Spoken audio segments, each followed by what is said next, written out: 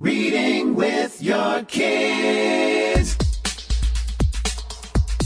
Hey, so great to see you. Come on in. Hi, my name is Jevly, and this is the Reading with Your Kids podcast. We are so very thankful that you're taking time to join us today. We have two wonderful guests for you. A little later on in the show, we're going to meet Kathleen Doherty. She is going to tell us about her wonderful book, Don't Feed the Bear. But first, we will be meeting J.I. Spencer and learning all about Champ building character. I'm really excited to have J.I. Spencer here to talk about Champ building character. I think building character, help our kids building character, it's so very, very important. It's important for our kids. It's also important for our country and our world. You know, some of the most important moments in our lives start with the smallest choice. And you can make a really cool choice that's delicious, that's fun, and can actually change someone's life. That's right. We want you to go to readingwithyourkids.com/yummy. Readingwithyourkids.com/yummy. You're going to go there and find out about our friends at Love with Food. Love with Food is a wonderful subscription service that will introduce you and your family to delicious, nutritious, and really unique snacks. Every month, you'll receive a curated box of snacks that you just can't find at your typical grocery store. And they are wonderful. But this is what we love about Love with Food most of all. When you go to readingwithyourkids.com/yummy, you are going to discover that with every box of snacks Love with Food delivers, they will donate one meal to Feeding America. It's a really fantastic program. Check it all out. readingwithyourkids.com/yummy. Joining us on the line right now from San Diego in California. I'm really, really excited for this conversation. The book we're going to begin speaking about today is a brand new picture book called Champ Building Character. Please welcome to the show the author, J.I. Spencer. J.I., welcome to the show. How are you? I'm doing great. Thank you for having me. Excited to be here. I'm very excited to have you on. And I love this idea of a book that talks to kids about character traits. Why don't you talk to us a little bit about Champ and some of the things you hope to get across to kids in building character? Great. I created the Champ series exactly for building character, just the building blocks, the principles that I feel are critical for development for young men. The first book covers one of the first things when you meet someone is having a firm handshake. That's always sets the tone and sets a good impression. It also covers dressing for success, because when you look good, you feel good. And then you're at your best is one of the lines. As well as the third, it covers is be on time. In each of the books in the Champ Building Character series, I introduce 3 characteristics. And what happens is Champ goes on a bicycle and he meets professionals in his community, and each professional introduces one of those building blocks of character in a way that relates to their own profession. Now, I guess first off, I just want to say I am close to 100, and these character traits and these values are values that I grew up with and that I shared with my kids, not only my son but also my daughter. And right. But I guess the question I have to ask you is, have you had any blowback from folks saying, "Oh, these are old fashioned," and just that kind of thing?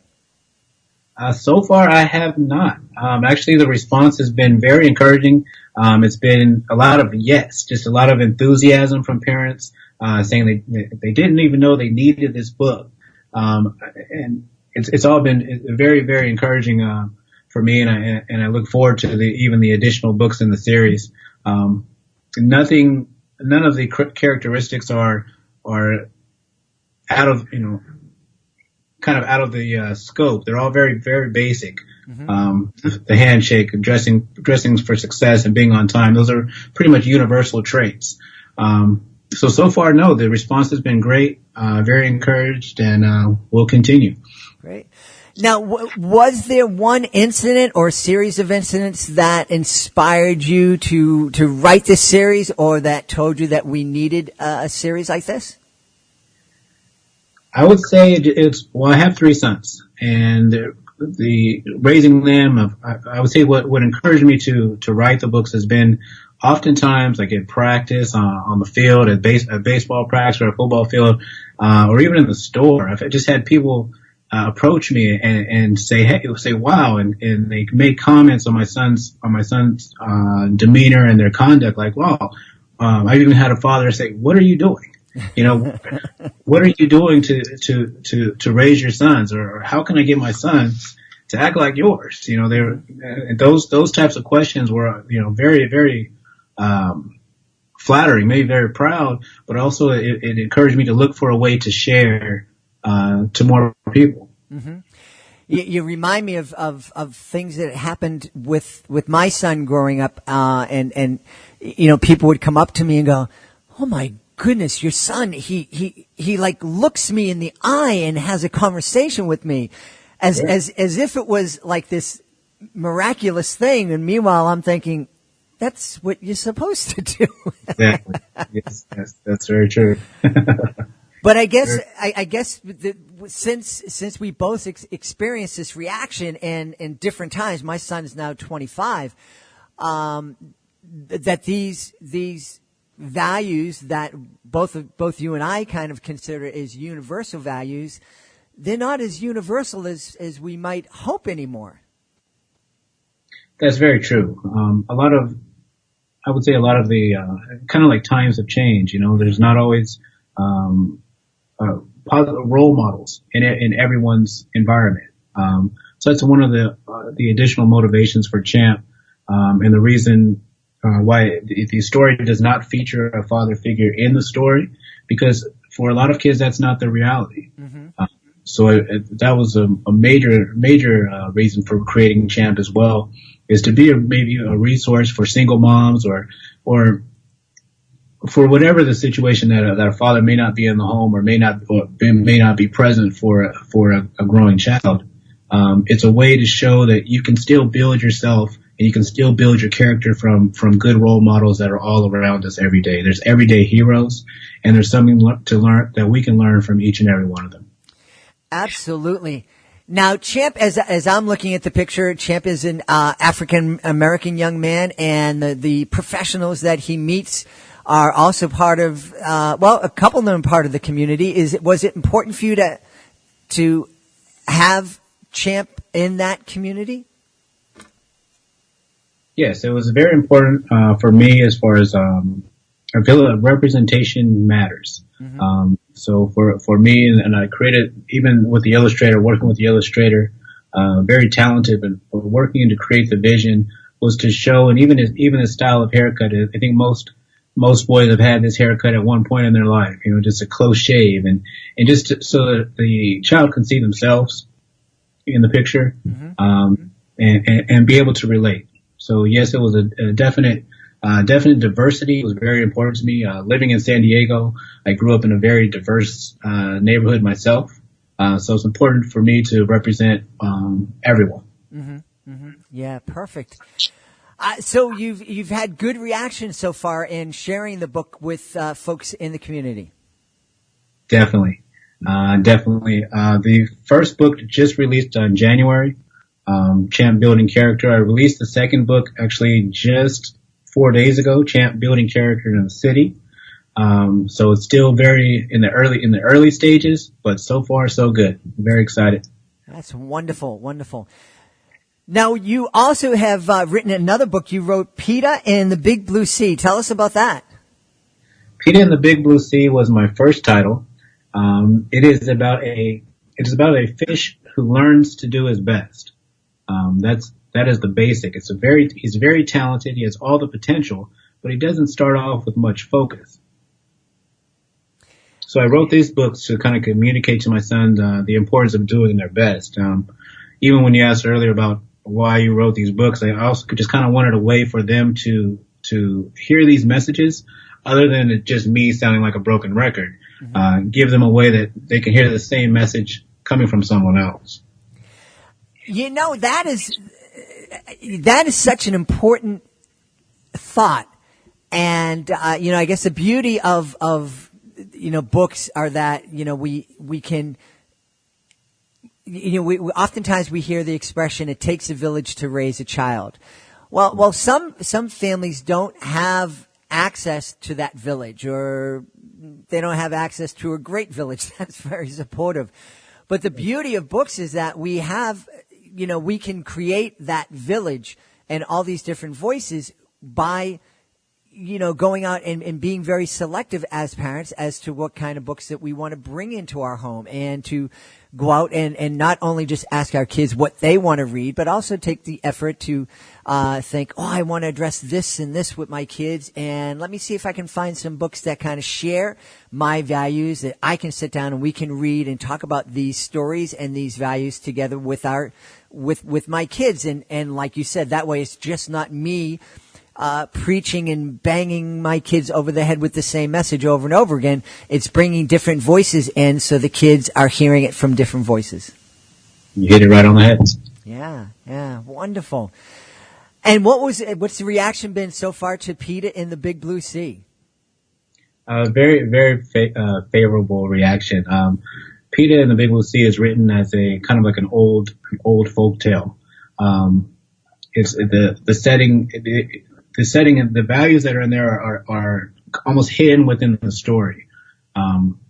He covers about setting and achieving his goals, even persistence, because it overcomes a setback. PETA has a goal to make it to the Big Blue Sea, which is the proverbial good life that we all dream of. So his dream is to make it to the Big Blue Sea, but he's so talented, he feels that he doesn't have to even work very hard, and he's just automatically going to get there. And as many of us have learned throughout life, it requires a certain amount of focus, and it also requires us to first even decide where it is that we want to go. Mm-hmm. So PETA covers those traits, but in a tale. Mm-hmm. He has a few friends. He enjoys his journey, but even at one point he's not one of the first fish chosen to go. So that's what kind of rocks his world and has him questioning everything. But he ends up receiving good advice from a friend who says, you must first decide.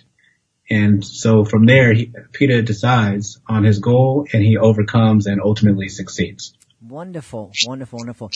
Now, I think it's important for us also to work out, to mention the fact that Champ is a male character, but the values that you're teaching through Champ building character, I think those are great character traits for young girls to learn and follow too.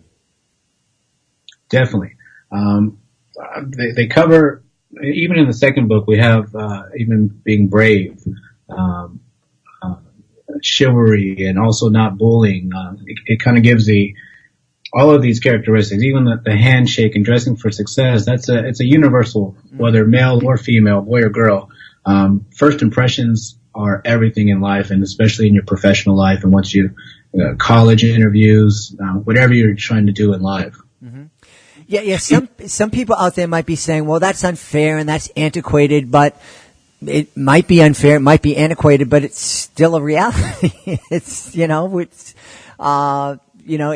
the way it is. It's very important, the impression that you make on people, because for a lot of time, that's all they have to go with.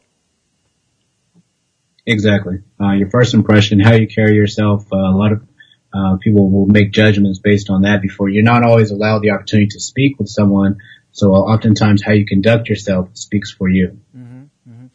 And I love the whole, when I was reading in preparation for this, talking about sharing the value of being on time. My daughter is growing up, and her motto is, if I'm on time, I'm late. And yes. She lives that, and that's actually a pretty good value to kind of have in your life. I agree. Even in the Champ story, the person who teaches him is the bus driver, someone we know who always keeps a tight schedule. Mm-hmm. So even in one of the lines, he's saying that he'd rather be early than 1 minute late. Mm-hmm. So he converts the same thing. And also, once time is spent, you just can't get it back. Yeah. So.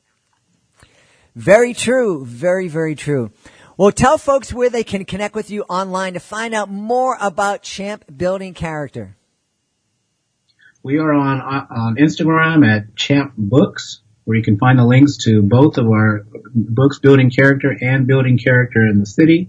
We're also available on Kindle, Kindle Unlimited, and Amazon for Peter and the Big Blue Sea and any of the Champ character books. Awesome. We've been talking today to the author of Champ Building Character and also the author of Peter and the Big Blue Sea. His name is J.I. Spencer. J.I., thank you so much for being on the show today. Thank you so much for having me. It has been a true pleasure. Please don't forget that we are looking for a few great schools or public libraries or churches or community organizations to host our all-new family experience, Reading with Your Kids Live. We're looking to celebrate our shared love of reading and learning with totally interactive storytelling, amazing magic, and lots of family fun. We're also looking for a few great families to be featured in future episodes of the podcast. You can learn more about it by going to our website, readingwithyourkids.com/live. readingwithyourkids.com/live.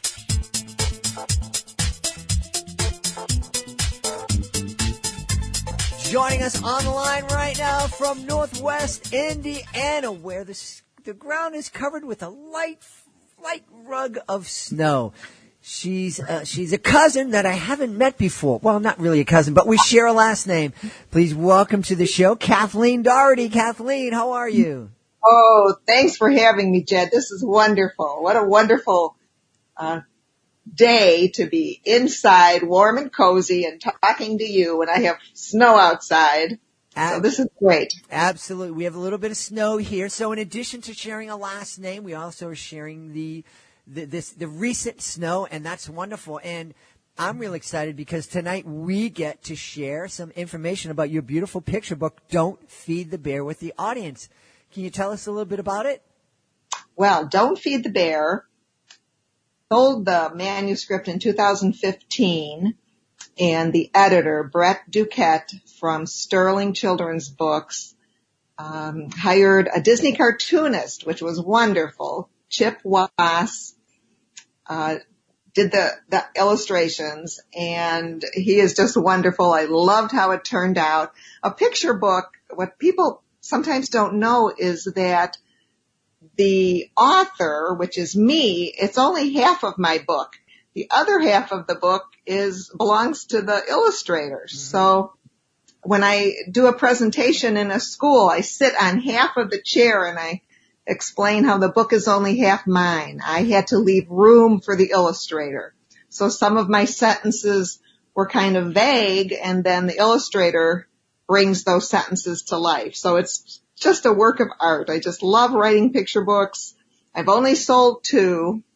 I wrote for Highlights magazine for years, and then when I retired early to write children's books, and I took a big chance. Sold 2 in 1 week, believe it or not. That was a mini miracle in 2015. The second book, with Peachtree, there is no publication date yet for that one.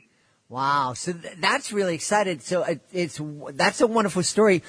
Tell us the story of Don't Feed the Bears so we can get folks excited about sharing that with their kids. Okay. So it's kind of a little takeoff on Yogi Bear, which shows how old I am, the Yogi Bear cartoon. And I played the game What If for the first time I was in Alaska for a wedding, and I saw a sign that said don't feed the bears. So I thought, okay, what if a bear could read that sign and not like that idea? You know, maybe the campers are feeding him. So I played What If. What if he didn't like that sign? What if he put up his own sign, Don't Feed the Ranger? So that's basically what my book is about, a war with words. Well, I love that in Don't Feed the Bears, what starts out as 2 folks competing, they learn the value of cooperation and start working together. Yes, that's the little subtle message. Now, Yes. Now, you mentioned that you retired early to write children's books. You retired from your work as a reading specialist. How long did you do that? I taught for a total of 38 years. So I was a classroom teacher when I first started out. I taught 3rd grade, 4th grade, 6th grade. Then probably the last maybe 15 years of my career, I was a reading specialist in Tinley Park, Illinois, not too far from Chicago. And I would pull out of the classroom, each grade level, I would pull out 3 students at a time who were not reading well. They were definitely below grade level. So I would have in front of me 3 students, and I would do a very intense half-hour lesson. And what I loved about that was these little kids could shine for that half hour because they were reading material at their grade level. Mm-hmm. When they were back in the classroom and they heard their peers reading out loud, they felt inadequate because they could not read like their peers. So they were kids who were struggling with reading. Mm-hmm. Sometimes it was just that they needed glasses. So that would be something I would have to discuss with parents. Sometimes if they could not make progress with me, they were tested for a learning disability. Sometimes it's more serious than just not having enough practice with reading. Mm-hmm. So I loved my job. I just love connecting kids with quality literature, and I've been retired 6 years and I still dream about it every night. I am in a classroom every night. That's wonderful. Tell me, I've recently been seeing a lot of memes online with, a picture of a kid, and it's like, your kid's going to learn at their own pace, and that's wonderful. They'll kind of blossom when it's their time to blossom, and there's a lot of truth to that, and it's a nice thought, but there's a lot of pressure on schools to have, kids hit these mile markers at certain ages.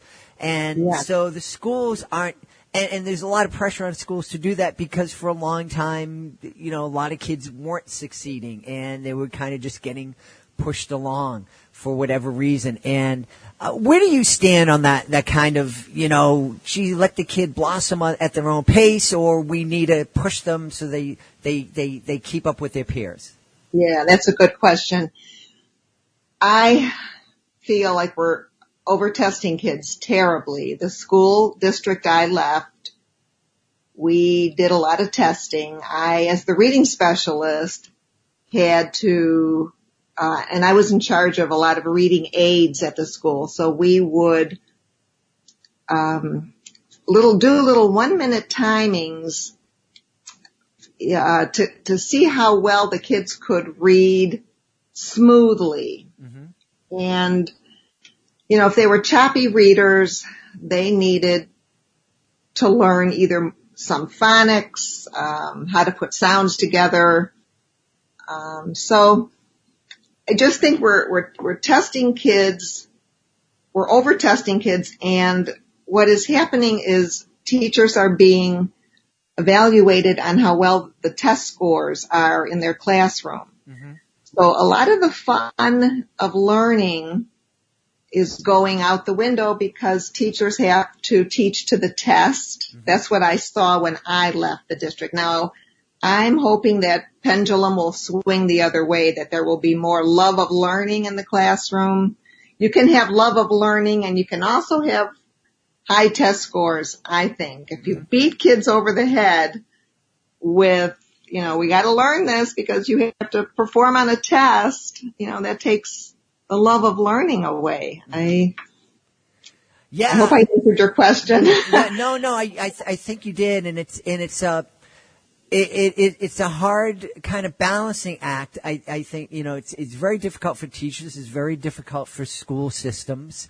Mm-hmm. There is this, demand for, some kind of accountability because there's so much money being spent. But teaching my wife has been a teacher for 31 years. It's a beautiful, it's really like an art form. A teacher has to go in and kind of evaluate where their kids are. Yeah. And every kid comes to school with different abilities and challenges, and home situations are never the same, and they're always changing, and it's very, very difficult to just have one standard for every 10-year-olds in the country. Yes. And then, these little kids come to school.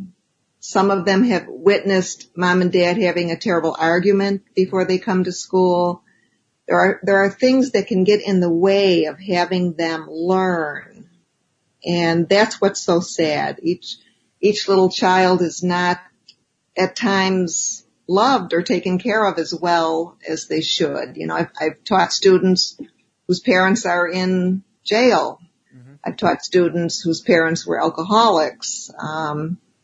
They needed love more than they needed my spelling lesson. So long as I could make the classroom comfortable, and that was my main goal. I knew the kids would remember how I made them feel in the classroom. I wanted them to feel safe, that they could make mistakes and learn from their mistakes, because once you're an adult, you don't get a lot of chances to learn from your mistakes. But when you're a child, I just wanted them to love reading and most of the subjects. I love teaching reading the most. My favorite time of the day was reading out loud. So they knew I loved books. They knew that my classroom was full of books.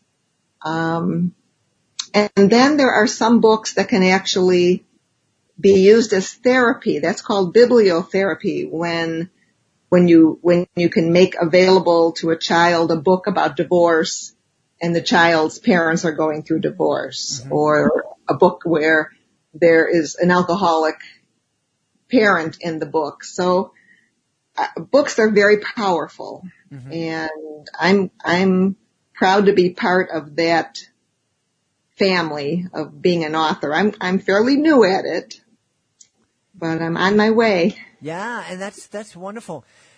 One of the things that we know, and one of the things we've dedicated the podcast to, is just the whole idea that one really maybe the most powerful way of helping our kids develop a love of learning is by reading with them. Oh, yes. I think everybody understands the value of reading with our 3 and 4 and 5-year-olds. But you talked to me in your communications with me about how much you loved reading aloud in your classrooms, and you weren't talking about preschool kids. Tell us from your viewpoint as an expert, what's the value of reading to those primary kids, those intermediate grade kids, even those middle school grade kids? Yes, all grades. I even when I teach at the university level, I've taught from preschool all the way through graduate school. Adults like to be read aloud too, but little kids, certainly teachers should be reading to them every day. And what happens is children learn, as you know, they develop vocabulary. Many IQ tests are given with vocabulary words, high-level words, and that could be an indication of IQ. When a child hears the way reading should sound with rhythm and prosody and grouping words together. So the Boxcar Children were books that if a child wasn't a fluent reader, I would recommend the parents to have the child practice reading the Boxcar Children, where kids could practice grouping words like the dog ran under the table. You group under the table. You don't read under the table. Mm-hmm. But the Boxcar Children books, that author, and I forget her name, the way she put sentences and words together, it was perfect for kids to practice reading out loud. And I would tell parents to tape use a tape recorder and let your child tape his or her reading aloud and then play it back and you can make reading fun. Let the child follow in the book as he or she hears the tape and see if she has made or he has made any mistakes reading. And then as the child gains in fluency, read again and have the child be taped and then play it back to see if reading it a second time, the child read it a little faster. Not that it's a race. We don't want kids to race, but we want kids to use expression. And when kids hear an adult reading out loud, they learn what reading should sound like. You shouldn't sound flat. There's a lot of expression and I would just have so much fun reading aloud. I tend to like the silly books like the BFG by Roald Dahl. We would just laugh ourselves silly, the kids would. That's such a funny book. And some are sad. Charlotte's Web, I would choke up every time I read that book 13 years straight because I taught third grade 13 years in a row, and I would just choke up every time Charlotte died. Oh, that end of the book when that spider dies, my voice would just quiver. So yeah, I love books. I love children's books. I go and spend hours in the library. In Indiana, I'm allowed to put like 50 picture books on hold, and they know I'm going to come in and just sit and read them for 50, all 50 books in a couple of hours. But there's nothing like children's literature. It's just unbelievable when some of these authors can just put words together. I just hope someday that'll be me putting words together as well as they can put words together. Well, you bring up a couple of things in talking about the importance of reading with kids of all ages. And one of them, and I love to remind parents of this, is that no matter what your child's reading level is, their listening level is higher. So if your 8-year-old is able to read at a third grade level, they may very well be able to listen and understand a book that was written for 6th and 7th graders. Exactly. And then children will, for pleasure, pick books that are a little under their reading level. So a child who's reading at maybe second grade, 2.5, second grade, middle of the year, a child will pick for enjoyment a little bit less of a difficult book. And then that freaks teachers and parents out, and it shouldn't. Right. Yeah, because you're doing it for fun. For enjoyment, yeah. They want to be able to sail through that book and not have to struggle with words that's more of a challenge, like perhaps their books on grade level in the classroom. Yeah, I guess it's not so much different than an elite athlete who's a swimmer or a cyclist. Sometimes they just want to get on the bike and go slow and have fun and feel the wind through their hair, and they don't need to sprint and do their best personal time. For sure. Absolutely. Well, Kathleen, where can we connect with you online and find out not only more about Don't Feed the Bear, but find out more about you? I do have an author website. You want me to tell you that? Absolutely. Okay. Yeah, folks want to go and visit it. Of course, it's the https or colon, that's a colon, and then 2 slashes, KathleenDohertyAuthor.com. And Kathleen spells Doherty the right way, Doherty. There's about 1,000 different ways to spell it and 2,000 different ways to pronounce it. But it's Kathleen Doherty, KathleenDoherty.com. KathleenDohertyAuthor.com. KathleenDohertyAuthor.com. You can go there and find out more about Don't Feed the Bear and find out when the next book is coming out, and just connect with this wonderful new writer. She's been writing for an awfully long time, but she's just getting her books out there. So we're really excited about that. Oh, I am too. And this was so much fun. I mean, our time is up already. I know it just flies by. But we have to give you enough time to get out there and shovel the snow and get things ready. It's already dark by me. Well, we've been talking today to the author of Don't Feed the Bear. Check it out, a fun addition to your family library. Our guest tonight has been Kathleen Doherty. Kathleen, thanks so much for being on the show. Oh, thanks, Jed. I loved every minute of it. We got to do this again sometime.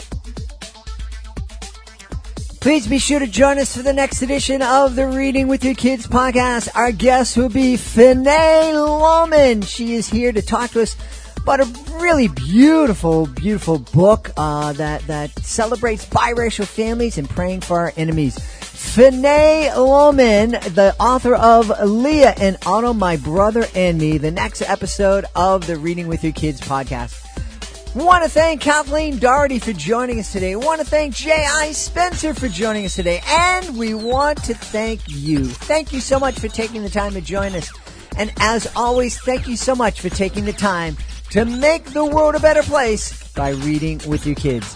I'll be looking for you in the next edition of the Reading with Your Kids podcast.